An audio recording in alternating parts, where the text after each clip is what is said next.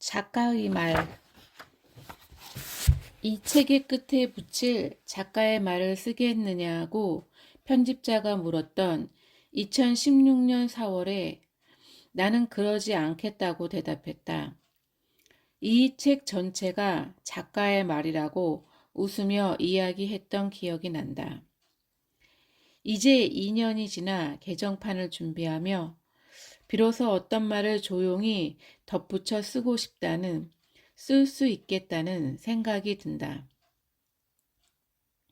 폴란드의 번역가 유스트나 나이바르시를 처음 만난 것은 2013년 여름이었다. 소년처럼 짧은 머리에 무채색의 긴 치마를 입은 눈매가 깊고 어딘가 슬퍼 보이는 사람이었다. 그 무렵 그녀가 번역 중이던 내 소설의 문장들에 대해 몇 가지 까다로운 이야기를 나눈 뒤 유스트나는 진지한 얼굴로 나에게 물었다. 제가 내년에 바르샤바로 초대하면 오시겠어요?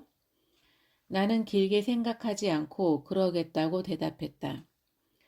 소년이 온다의 초고를 막 마쳤을 즈음이어서 그 책이 무사히 출간된 다음에는 잠시 떠나 쉬는 게 좋을 것 같았다.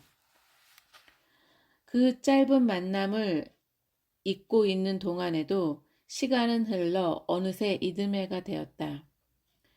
마침내 5월에 소년이 온다가 출간되었고 나는 그녀와 약속한 대로 떠나기 위해 휴직 신청을 했다. 초여름부터 짐을 꾸리고 이런저런 준비를 하는 동안 주변 사람들은 물었다. 쉬고 싶다더니 왜 하필 그렇게 춥고 어두운 곳으로 가는 거야? 그때 나를 부른 곳이 오직 그 도시였고 그곳이 남극이나 북극이었다 해도 떠났으리란 것을 나는 잘 설명할 수 없었다. 그리하여 마침내 8월 당시 만 14살이던 아이와 둘이서 각자 이민 가방 하나씩을 끌고 커다란 배낭을 메고 비행기에 올랐다. 아이와 단둘이 꾸려갈 삶의 첫 여정이기도 해서 보이지도 만져지지도 않는 거대한 매듭의 속으로 불쑥 들어서는 것 같은 막막함이 있었다. 첫 달은 눈코 뜰 새 없이 분주했다. 미루나무 두 그루에 반짝이는 우둥지가 내다 보이는 5층 아파트에 새를 들고 아이가 한 학기 다닐 국제학교를 등록하고 증명사진을 찍어 교통카드를 만들고 휴대폰을 개통하고 짐의 부피를 줄이느라 싸우지 못한 냄비와 프라이팬과 도마, 이불과 담요 같은 물건들을 날마다 가까운 쇼핑몰에서 사서 캐리어로 날랐다. 아침이면 아이의 하얀 교복 셔츠를 다리고 식사를 준비하고 간식 도시락을 싸고 책가방과 체육복 가방을 메고서 천변길을 따라 학교에 가는 아이의 수굿한 뒷모습이 사라질 때까지 창으로 내다보았다. 금요일이면 유스트나를 만나 기초 폴란드어를 배웠는데 그 보답으로 나는 한문을 가르쳐줬다. 바르샤바 대학교에서 한국 종교를 가르치는 그녀를 위해 원효 스님의 발심 수행장을 교재로 택했다. 달콤한 것을 먹여 사랑스럽게 보살펴도 우리 육신은 반드시 무너지고 비단으로 감싸 곱게 보호해도 목숨에는 끝이 있네. 모르는 한자를 미리 찾아가며 수업 준비를 하다 보면 한나절이 빠르게 지나갔다. 그렇게 첫 달의 적응 기간이 지나자 서울에서 살던 때와 비교할 수 없는 마음의 여유가 생겼다.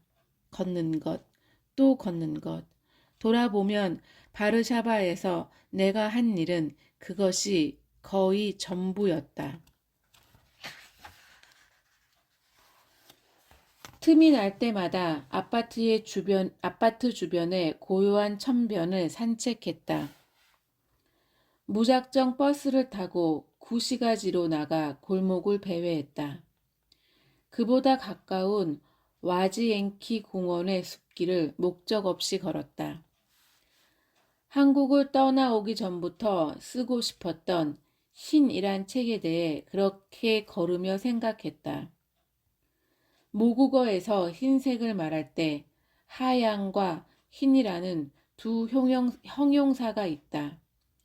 솜사탕처럼 깨끗하기만 한 하얀과 달리 흰에는 삶과 죽음이 소슬하게 함께 배어 있다. 내가 쓰고 싶은 것은 흰 책이었다. 그 책의 시작은 내 어머니가 낳은 첫 아이의 기억이어야 할 것이라고 그렇게 걷던 어느 날 생각했다. 그 여자아이가 숨을 거두기까지 2시간 동안 죽지 마라 제발이라고 계속해서 속삭였다고 했다. 그 말을 입속에 머금고 천변길을 걷던 다른 어느 날 오후 그 문장이 이상할 만큼 낯익다는 사실을 벼랑간 깨달았다. 그건 내가 몇 달 전까지 소년이 온다를 고쳤으며 마지막 순간까지 붙들었던 오장에서 투병 중인 성희 언니를 향해 고문 생존자인 선주가 건넸던 말과 정확히 같은 것이었다. 죽지 말아요. 그렇게 10월이 끝나갈 무렵 유스트나가 추천해준 바르샤바 항쟁박물관을 혼자서 보러 갔다. 전시를 모두 관람한 뒤 부설극장에 들어가 1945년 미군의 공군기가 촬영한 그 도시의 영상을 보았다.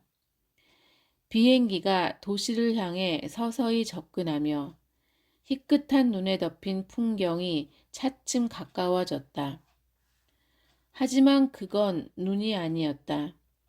1944년 9월 시민 봉기 이후 히틀러가 본보기로 절멸을 지시했던 도시. 폭격으로 95% 이상의 건물들이 파괴된 도시. 부서진 흰 석조 건물들의 잿빛 잔해만이 끝간데 없이 펼쳐져 있던 70년 전의 그 도시를 나는 숨죽인 채 지켜보았다. 내가 머물고 있던 그곳이 흰 도시라는 것을 그때 알았다. 그날 집으로 돌아가며 나는 어떤 사람을 상상하고 있었다.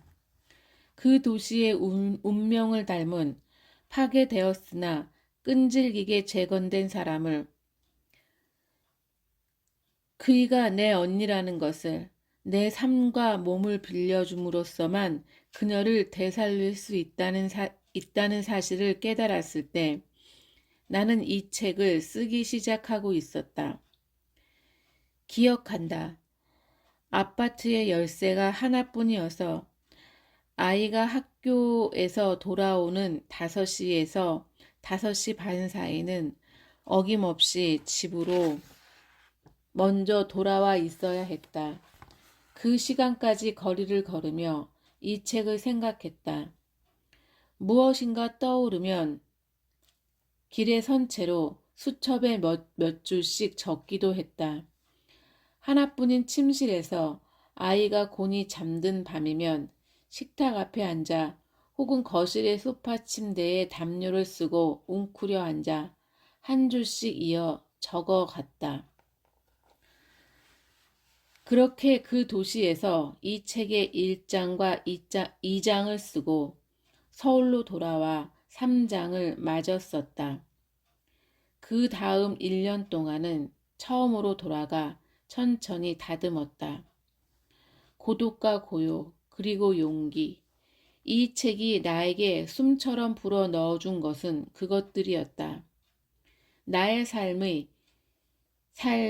삶을 감히 언니, 악이 그녀에게 빌려주고 싶었기 때문에 무엇보다 생명에 대해 계속해서 생각해야 했다.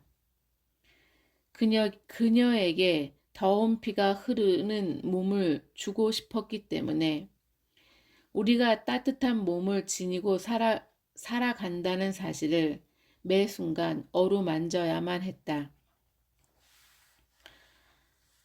어루만질 수밖에 없었다. 우리 안에 깨어지지 않고 더럽혀지지 않는, 어떻게 해도 훼손되지 않는 부분을 믿어야 했다. 믿고자 할 수밖에 없었다. 어쩌면 아직도 나는 이 책과 연결되어 있다. 흔들리거나 금이 가거나 부서지려는 순간에 당신을 내가 당신에게 주고 싶었던 흰 것을 생각한다. 나는 신을 믿어본 적이 없으므로 다만 이런 순간들이 간절한 기도가 된다. 이 책의 처음에 계신 1966년 가을의 어린 어머니와 아버지께 조용하고 불가능한 인사를 건넨다. 내가 흰 것에 대한 책을 쓰고 있다는 것을 알고서 학교에서 돌아오면 자신이 그날 본 흰 것에 대해 말해주곤 하던 2014년 가을의 효에게 따뜻한 고마움을 전한다. 이 책의 곁을 지켜준 편집자 김민정 시인에게 깊은 감사를 드린다. 2018년 봄날에 한강